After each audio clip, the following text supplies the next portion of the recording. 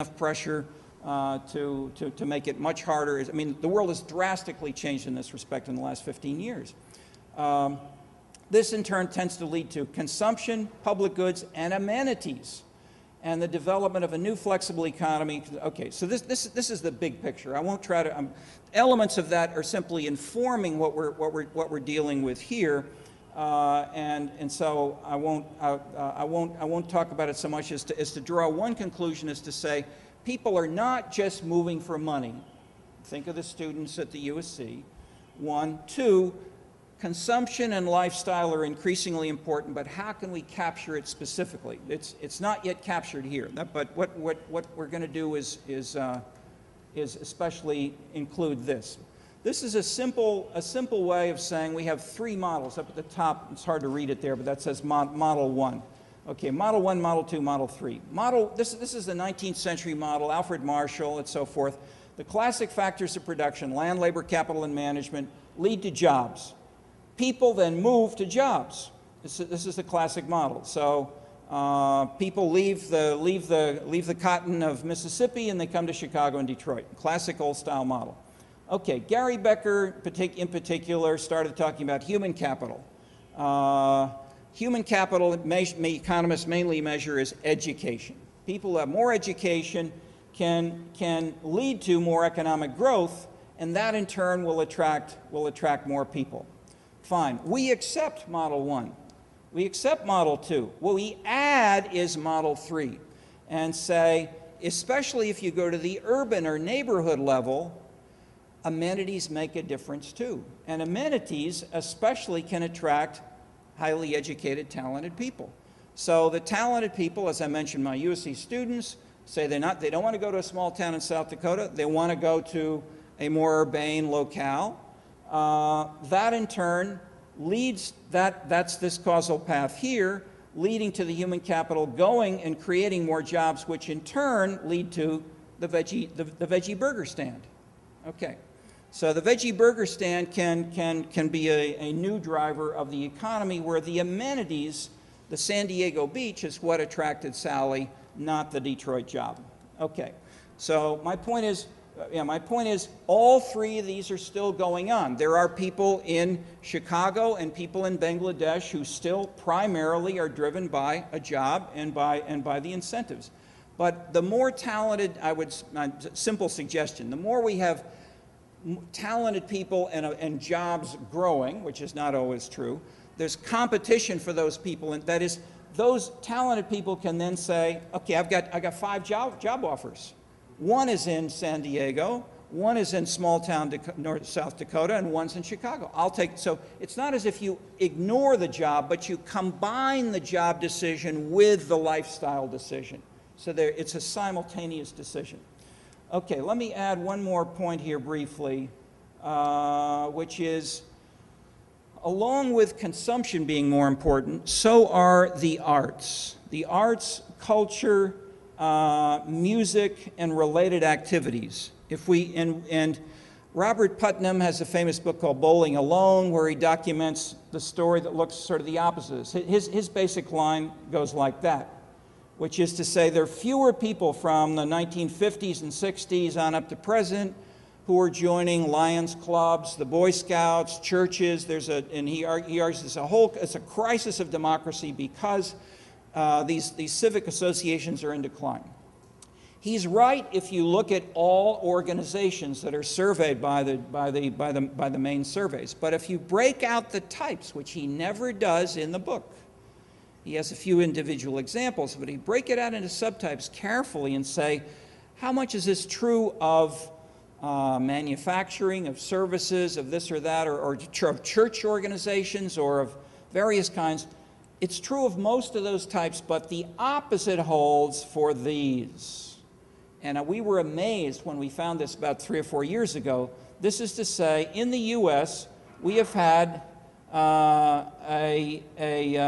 increase of people. This is a national sample of 1,500 Americans who were asked in these 3 years, how many of the following are you a member of? And they could mention Boy Scouts, this and that, and then also education, mutual, or cultural activities. And in 1919, what is it, 61, or is that 81? 81, yeah, 1981, 12% of Americans said I'm a member of an arts and culture activity. In 1999, 36% said I'm a member. In the Netherlands, so the U.S. Tripled, and in the Netherlands it was even higher. If we go on to other countries, social welfare participation rose in the Netherlands. I want to go rapidly, but union participation, no change basically in the U.S. Okay, multiple countries. The point is, this is not just the U.S. and the Netherlands. We have this in the Scandinavian countries, many other countries around the world, but not all countries. It's flat in much of Western Europe, and it's negative in the former communist countries for reasons related, we sense, to the organizations that were salient before 1989, and then new ones which have not really engaged the population as actively as they probably will in the next few years. Okay. This is especially, these arts and culture organizations are especially important for young people. So people 15 to 24 say something, what is this? 17% of them are members of these organizations, whereas people who are over 65, it's less than 1%. So the young are involved in rock bands, in stand-up entertainment, in organizations that are often small, volatile, they often create them themselves, and they're missed in the so-called benchmark surveys of the National Endowment for the Arts, which documents traditional symphonies, opera, museums, which are sort of slowly declining. That's the Putnam story. But if you include summer dance, you include electronic music, all kinds of these new arts and culture activities, youth are very, very involved. Okay. All right, brief example of what we're doing internationally. We have parallel studies coming along in France, Spain, Korea, Japan, and China. France, the long-standing organizations are these. But if we look at those that are increasing in the last 10 years, culture is number one. So they're increasing the number of cultural organizations in France using that measure. Why? And how does this relate to migration? Traditionally, or even today, young people, roughly 18 to 20 to 24, move to Paris. They go there for studying, they go there for a first job, they go there when they're not married, when they don't have many expenses, and they live in a garret, they live in a basement, they camp out. I mean, they live very inexpensively because it's very expensive to live in Paris. They then get married and they're, say, in their 30s, and they move down here or here. They leave Paris. So if you look at net migration for all areas of France, all of this northern region of France of traditional manufacturing is losing population. The population is increasing around Marseille and over here on the Atlantic coast and down by Spain. So dramatic differences north to south. Look at England, the Midlands, all the traditional industrial area, major decline. Look at Detroit in the U.S., Ohio, the Midwest. Same kind of story. That is, we're seeing massive migration patterns, and there's a push, if you will, away from traditional manufacturing. But the other question is, why is there a pull? And I gave you San Diego and the veggie burger example, but what's happening? Maybe they have things like veggie burgers here.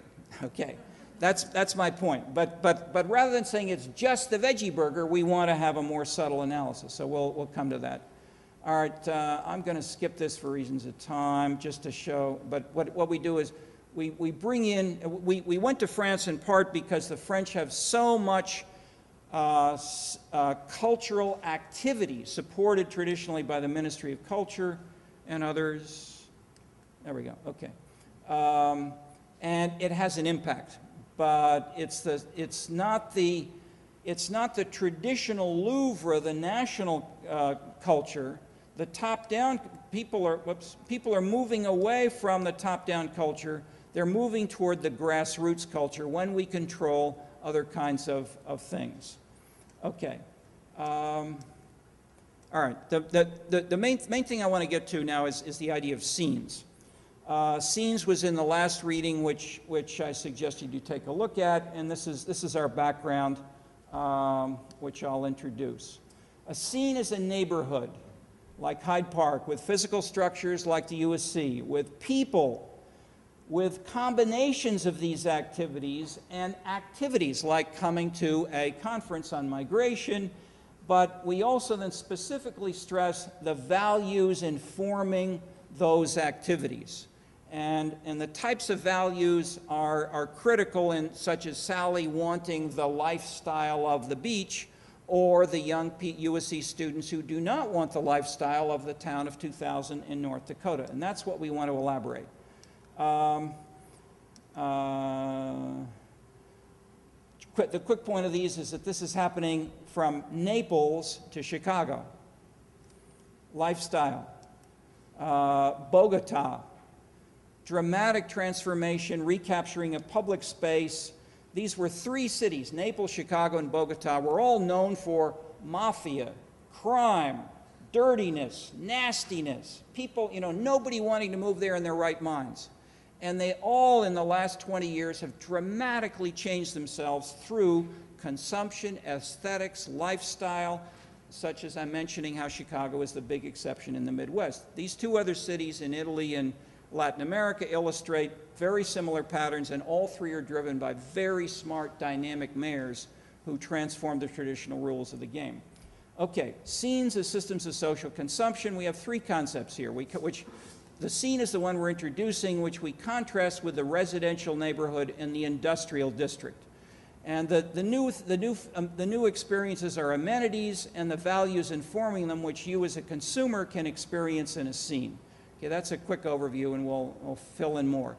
And most of my examples today are mainly from the U.S., although, as I say, we've got 200-page reports now on Seoul and Paris we just finished in the last few weeks. We merge a variety of data. So one of the more original are these electronic yellow pages. We downloaded millions of listings of every Starbucks in the U.S., every Baptist church, every Mormon church. And so we've got all kinds of amenities, and we put them all together, and then we look at their relative impacts on where people move and why, as well as a citizen survey of 84,000 citizens where we have data by country, by county.